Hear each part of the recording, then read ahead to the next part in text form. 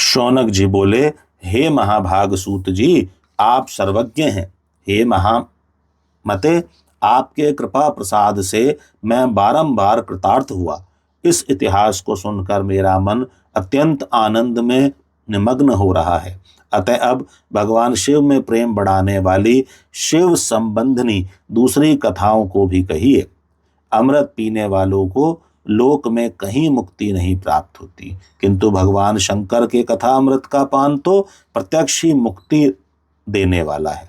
सदाशिव की जिस कथा को सुनने मात्र से मनुष्य शिवलोक प्राप्त कर लेता है, वह कथा धन्य है, धन्य है। और कथा का श्रवण कराने वाले आप भी धन्य हैं, धन्य हैं। सूत जी बोले, हे शौनक, सुनिए, मैं आपके सामने गोपनीय कथा वस्तु का भी वर्णन करूंगा, क्योंकि आप शिव भक्तों में अग्रगण्य तथा वेद वेदताओं में श्रेष्ठ हैं। समुद्र के निकटवर्ती प्रदेश में एक बाशकल नामक ग्राम है, जहाँ वैदिक धर्म से विमुख महापापी द्विज निवास करते हैं। वे सब के सब बड़े दुष्ट हैं। उनका मन दूषित विषय भोगों में ही लगा रहता है। वे न देवताओं पर विश्वास करते हैं, न भाग्य पर। वे सभी कुटिल वृत्ति वाले हैं, किसानी करते और भांति भांति के घातक अस्त्र शस्त्र रखते हैं। वे पर स्त्री गमन करने वाले और खल हैं। ज्ञान वैराग्य तथा सदकर्म को वे बिल्कुल नहीं जानते। वे सभी पशु बुद्धि वाले हैं और सदा दूषित बातों को सुनने में संलग्न रहते हैं। अन्य वर्णों के लोग भी उन्हीं की भांति कुत्सित विचार रखने वाले स्वधर्म विमुख एवं खल हैं। वे सदा कुकर्म में लगे रहते हैं और नित्य विषय भोगों में ही डूबे रहते हैं। वहां की सब स्त्रियां भी कुटिल स्वभाव की हैं, स्वेच्छाचारिणी, पापासक्त, कुत्सित विचार वाली और व्याभिचारिणी हैं। वे सद्व्यवहार तथा सदाचार से सर्वथा शून्य हैं। कुजनों के निवास स्थान उस बाशकल नामक ग्राम में किसी समय एक बिंदुक नामधारी ब्राह्मण रहता था। वह बड़ा अधम था। वह दुरात्मा और महापापी था। यद्यपि उसकी स्त्री बड़ी सुंदर थी, तो भी वह कुमार्ग पर ही चलता था। काम वासना से कलुषित चित्त वह वैश्यागामी था। उसकी पत्नी का नाम चंचुला था। वह सदा उत्तम धर्म के पालन में लगी रहती थी, तो भी उसे छोड़कर वह दुष्ट ब्राह्मण कामासक्त होकर वैश्यागामी हो गया था। इस तरह कुकर्म में लगे हुए उस बिंदुक के बहुत वर्ष व्यतीत हो गए।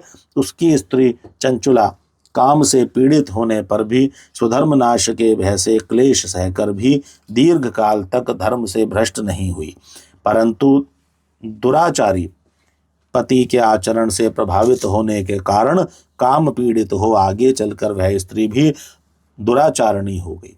भ्रष्ट चरित्र वाली वह कुमार्गामिनी अपने पति की दृष्टि बचाकर रात्रि में चोरी छुपे अन्य पापी जार पुरुषों के साथ रमण करने लगी। हे मुने, एक बार उस ब्राह्मण ने अपनी उस दुराचारणी पत्नी चंचुला को कामासक्त हो पर पुरुष के साथ रात्रि में संसर्गरत देख लिया। उस दुष्ट तथा दुराचार में आसक्त मन वाली पत्नी को रात में पर पुरुष के साथ व्याभिचाररत देखकर वह क्रोध पूर्वक वेग से दौड़ा।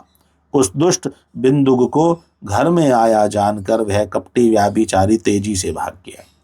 तब वह दुष्ट आत्मा बिंदुक अपनी पत्नी को पकड़कर उसे डांटता हुआ मुक्कों से बार बार पीटने लगा।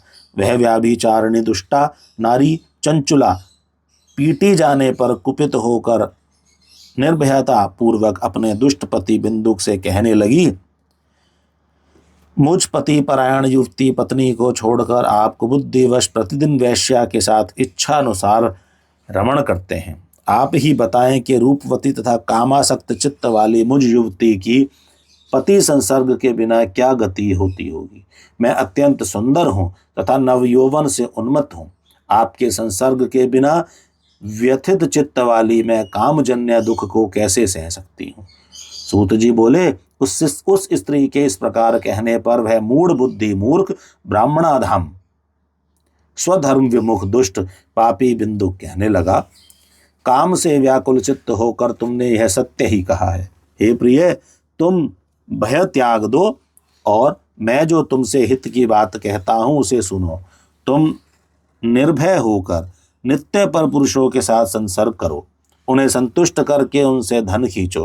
वह सारा धन वैश्या के प्रति आसक्त मन वाले मुझको दे दिया करो। इससे तुम्हारा और मेरा दोनों का ही स्वार्थ सिद्ध हो जाएगा। सूत जी बोले, पति का यह वे वचन सुनकर उसकी पत्नी चंचुला ने प्रसन्न होकर उसकी कही बात मान ली। उन दोनों दुराचारी पति पत्नी ने इस प्रकार समझौता कर लिया तथा वे दोनों निर्भय चित्त से कुकर्म में लीन हो गए। इस तरह दुराचार में डूबे हुए उन मूढ़ चित्त वाले पति पत्नी का बहुत सा समय व्यर्थ बीत गया।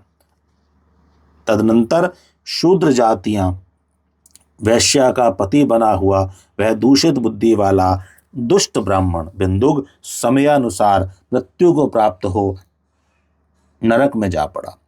बहुत दिनों तक नरक के दुख भोग कर वह मूढ़ बुद्धि पापी विंध्य पर्वत पर भयंकर पिशाच हुआ।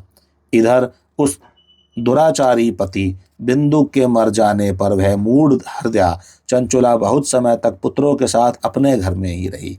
इस प्रकार प्रेम पूर्वक कामासक्त होकर जारों के साथ विहार करती हुई इस चंचुला नामक स्त्री का कुछ कुछ यौवन समय के साथ ढलने लगा। एक दिन दैव योग से किसी पुण्य पर्व के आने पर वह स्त्री भाई बंधुओं के साथ गौकर्ण क्षेत्र में गई। तीर्थ यात्रियों के संग से उसने भी उस समय जाकर किसी तीर्थ के जल में स्नान किया। फिर वह साधारणतया मेला देखने की दृष्टि से बंधुजनों के साथ यत्र तत्र घूमने लगी। किसी देव मंदिर में उसने एक देवज्ञ ब्राह्मण के मुख से भगवान शिव की परम पवित्र एवं मंगलकारिणी उत्तम पौराणिक कथा सुनी। कथावाचक ब्राह्मण कह रहे थे कि जो स्त्रियां पर पुरुषों के साथ व्याभिचार करती हैं वे मरने के बाद जब यमलोक में जाती हैं तब यमराज के दूत उनकी योनि में तपे हुए लोहे का परिध डालते हैं। पौराणिक ब्राह्मण के मुख से यह वैराग्य बढ़ाने वाली कथा सुनकर चंचुला भय से व्याकुल हो वहां कांपने लगी। जब कथा समाप्त हुई और लोग वहां से बाहर चले गए तब वह भयभीत नारी एकांत में शिव पुराण की कथा बाँचने वाले उन ब्राह्मण से कहने लगी, ब्राह्मण, मैं अपने धर्म को नहीं जानती थी, इसलिए मेरे द्वारा बड़ा दुराचार हुआ है। स्वामिन, इसे सुनकर मेरे ऊपर अनुपम कृपा करके आप मेरा उद्धार कीजिए। हे प्रभु, मैंने मूढ़ बुद्धि के कारण घोर पाप किया है। मैंने कामांध होकर अपनी संपूर्ण युवावस्था व्याभिचार में बिताई है। आज वैराग्य रस से ओतप्रोत आपके इस प्रवचन को सुनकर मुझे बड़ा भय लग रहा है। मैं कांप उठी हूँ और मुझे इस संसार से वैराग्य हो गया है। मुझ मूढ़ चित्त वाली पापिनी को धिक्कार है। मैं सर्वथा निंदा के योग्य हूँ। मैं कुत्सित विषयों में फंसी हुई हूँ और अपने धर्म से विमुख हो गई हूँ। थोड़े से सुख के लिए अपने हित का नाश करने वाले तथा भयंकर कष्ट देने वाले घोर पाप मैंने अनजाने में ही कर डाले। हाय, न जाने किस किस घोर कष्टदायक दुर्गति में मुझे पड़ना पड़ेगा और वहाँ कौन बुद्धिमान पुरुष कुमार्ग में मन लगाने वाली मुझ पापिनी का साथ देगा। मृत्यु काल में उन भयंकर यमदूतों को मैं कैसे देखूंगी। जब वे बलपूर्वक मेरे गले में फंदा डालकर मुझे बांधेंगे तब मैं कैसे धीरज धारण कर सकूंगी। नरक में जब मेरे शरीर के टुकड़े टुकड़े किए जाएंगे उस समय विशेष दुख देने वाली उस महायातना को मैं वहां कैसे सहूंगी। दुख और शोक से ग्रस्त होकर मैं दिन में सहज इंद्रिय व्यापार और रात्रि में नींद कैसे प्राप्त कर सकूंगी। हाय, मैं मारी गई, मैं जल गई, मेरा हृदय विदीर्ण हो गया और मैं सब प्रकार से नष्ट हो गई, क्योंकि मैं हर तरह से पाप में ही डूबी रही हूँ। हाय विधाता, मुझ पापिनी को अपने हठात ऐसी दुर्बुद्धि क्यों दे दी जो सभी प्रकार का सुख देने वाले सुधर्म से दूर कर देती है। हे द्विज, शूल से बिंधा हुआ व्यक्ति ऊंचे पर्वत शिखर से गिरने पर जैसा घोर कष्ट पाता है उससे भी करोड़ गुना कष्ट मुझे है। सैकड़ों अश्वमेघ यज्ञ करके अथवा सैकड़ों वर्षों तक गंगा स्नान करने पर भी मेरे घोर पापों की शुद्धि संभव नहीं दिखती। मैं क्या करूं, कहाँ जाऊं और किसका आश्रय लूं। मुझ नरक गामिनी की इस संसार में कौन रक्षा करेगा। हे ब्राह्मण, आप ही मेरे गुरु हैं, आप ही माता और आप ही पिता हैं। आपकी शरण में आई हुई मुझ दीन अबला का उद्धार कीजिए, उद्धार कीजिए। सूत जी बोले, हे शौनक, इस प्रकार खेद और वैराग्य से युक्त हुई चंचुला उस ब्राह्मण के चरणों में गिर पड़ी।